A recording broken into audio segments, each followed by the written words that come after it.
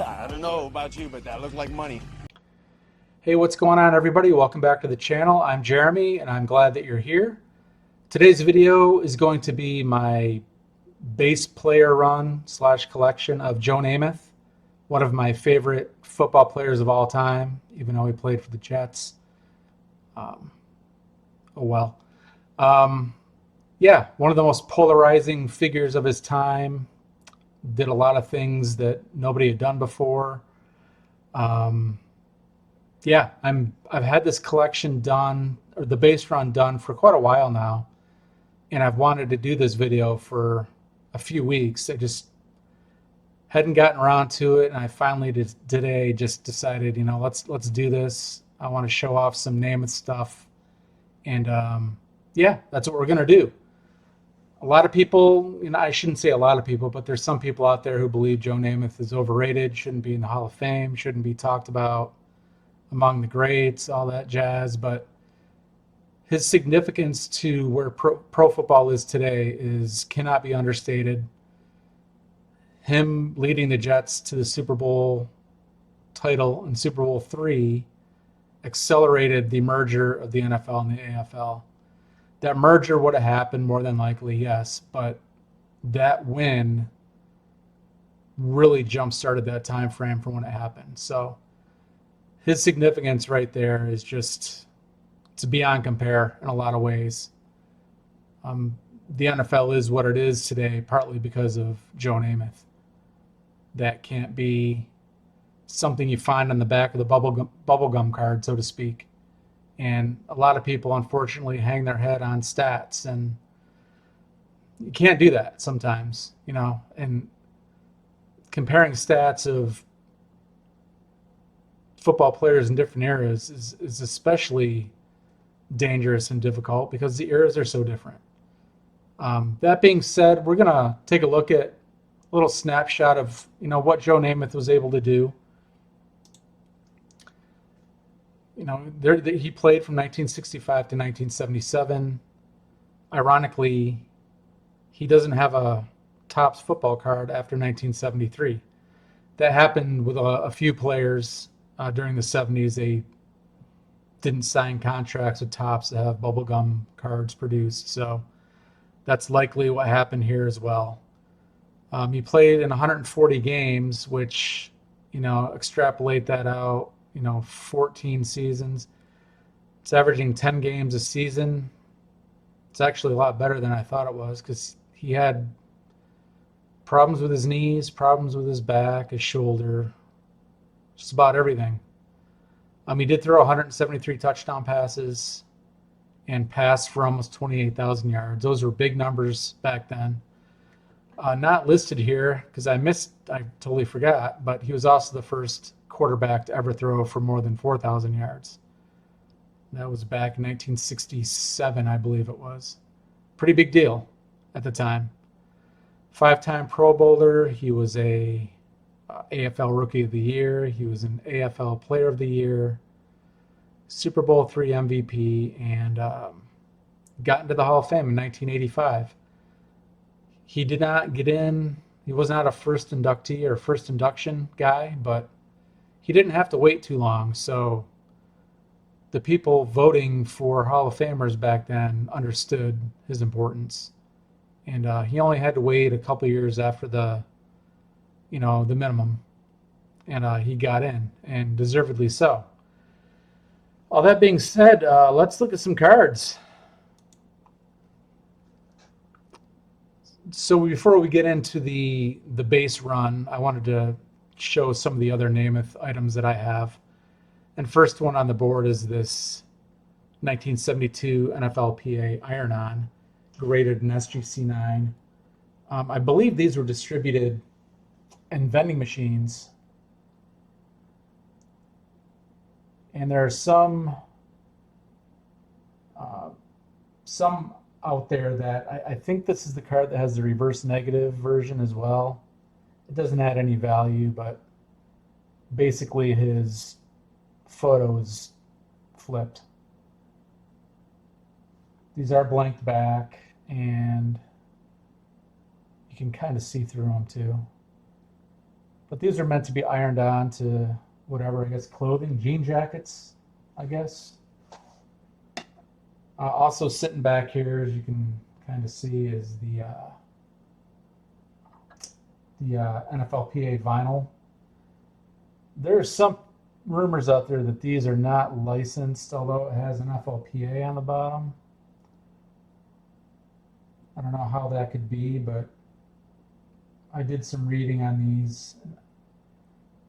Yeah, there's people who think these were not licensed. These are also vending machine distributed, blank back.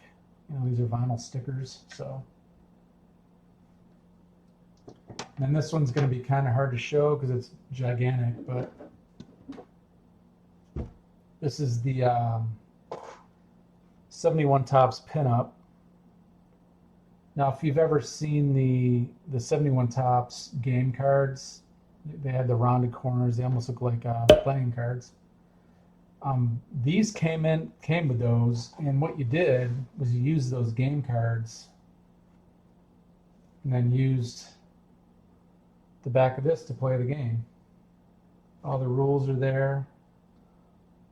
Mine was obviously hung on somebody's wall at one time, probably. It was in a scrapbook.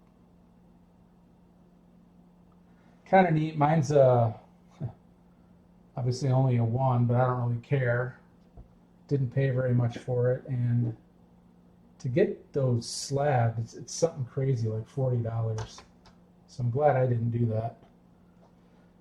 Next up is a Sunoco stamp from 1972. Now these came, there was another player that would have been alongside here. I think they came in strips of 2 or 3. And these are blank back as well, because they're stamps. And these are meant to go into team collector books that you could also get that went along with these.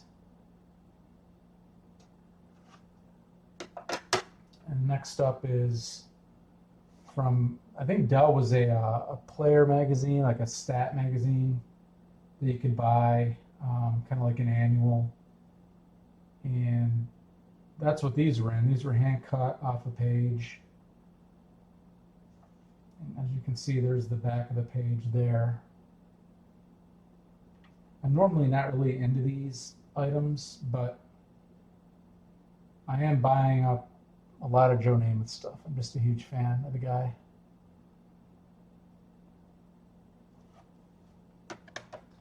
And before we get to the base run, I have one more, and this is one of my favorites because these are so difficult to obtain. This is the 71 Bazooka. Now these were on the bottom of Bazooka gum boxes, and they came in strips of 3, so there would have been 2 players on either side of them, or a player on either side of them. But yeah, you don't see these pop up very often. Mine's a bit of a beater. It's got a crease, and it wasn't cut very well. But these don't come up for sale very often, and I wanted one. And when this popped up for sale, I made the seller an offer. They took it. Another reason it's a 1, you know, besides the crease, you got all the, I'm assuming, glue or something from the box. Yeah, these are not the easiest things to find. Okay, let's jump into the base run. This is the 73 Topps. Like I said earlier in the video, he played until 1977, but this is the last Topps card that was issued. Again, probably due to not having a contract with Topps. There were a few players that were like that. I think Sonny Jurgensen doesn't have a card in multiple years, even though he was a player.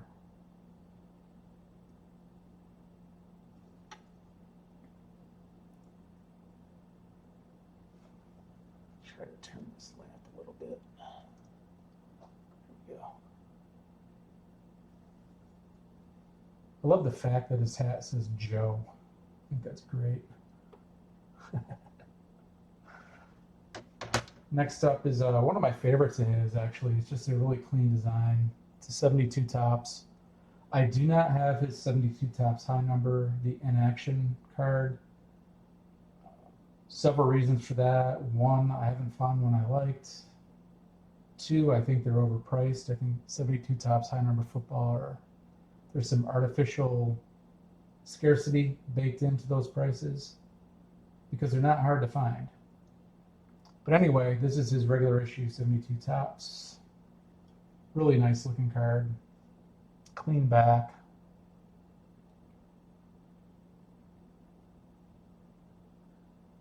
Love the cartoons on the back. This card, the 71 tops, which is next. This one, very difficult to find centered left to right. And that's because its proximity on the sheet of cards. Namath was on the end of the sheet. So oftentimes these are off center left to right pretty badly. Gale Sayers is another star from this set where there's centering issues that plague it because of its location on the sheet. This is a great looking card, except for the centering on the back kind of sucks, but that is what it is. You can still read it.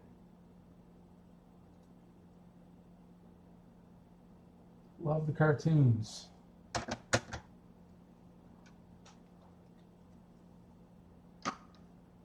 All right, next up is my least favorite set of the 70s, and that's the 70 tops. This one's graded a PSA 6, off-centered, a little bit up and down. Classic picture of Namath, staring off in the distance. It's funny, there's a lot of, I shouldn't say a lot, there are a few items out there with Namath and this Band-Aid over his eye. I don't know if it's from the same photo shoot or he had something weird going on up there, but I think his 68 or 67 have it as well. And there's the back of it. I do like the backs of the 1970s.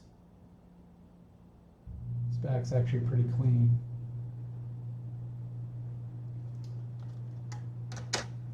Next up is one of the favorites of just about everybody, the 69 tops. Hard to dispute it. It's gorgeous. The image just pops off that orange background. The only problem with 69 tops is you don't really see it on this card. I guess you can on the corners, but any little imperfection shows up on these solid full bleed backgrounds. And then Topps did us dirty and did a full bleed black back, which shows everything, including little dog ear right there, which is kind of annoying. That said, the text really pops off the backs of these. Looks really good.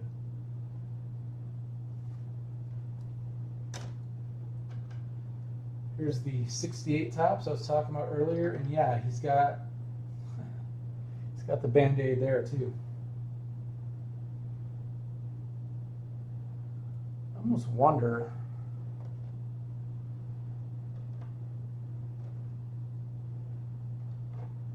is it the same hairstyle, like same. That's a different place.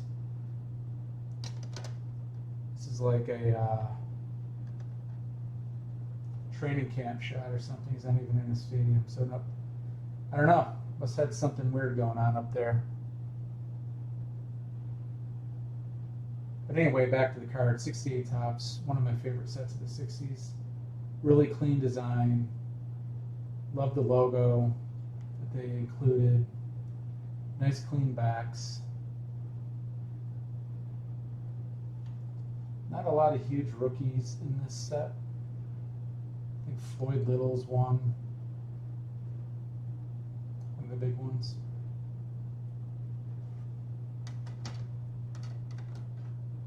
Alright, next up is 67 tops. This one's also graded a 6. So the thing about 67 Tops is there's also a 67 Tops Milton Bradley, and you can't even really tell the difference between the two. The Milton Bradley actually has like you can see like the border of another card on the top usually, and that's one of the big tells that it's a Milton Bradley card. But other than that, they're kind of indistinguishable from what I gather. Maybe the paper stock's a little different, which if they're on a slab, it's kind of hard to tell, right?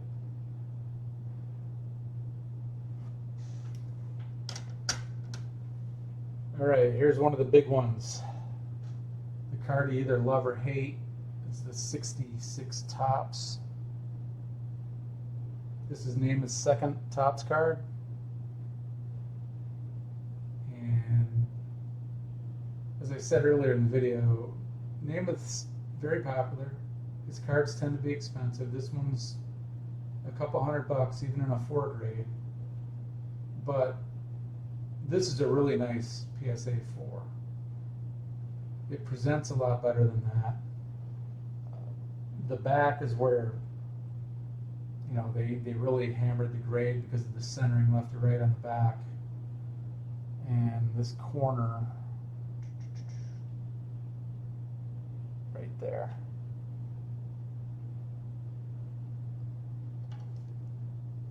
But in the grand scheme of things, I tend to look at the fronts of my cards 95% of the time.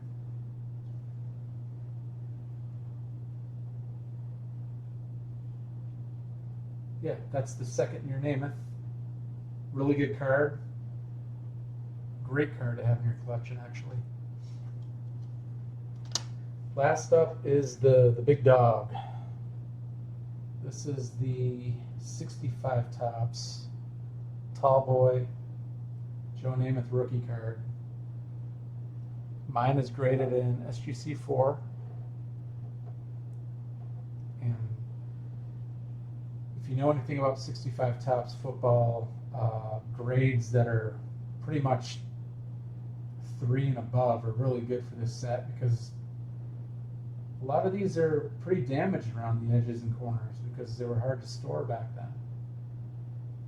Now this doesn't fit my typical centering guidelines, and there are times where I make exceptions to that, and this is one of those times because yes, the centering is not great left and right, and that's very common for this card. The edges and corners are what really stood out to me. And visually, you know, from the naked eye, the edges and corners are about perfect on this. For what I paid for this, a centered copy would be pretty beat around the edges or the corners to get the 4 grade if it was centered.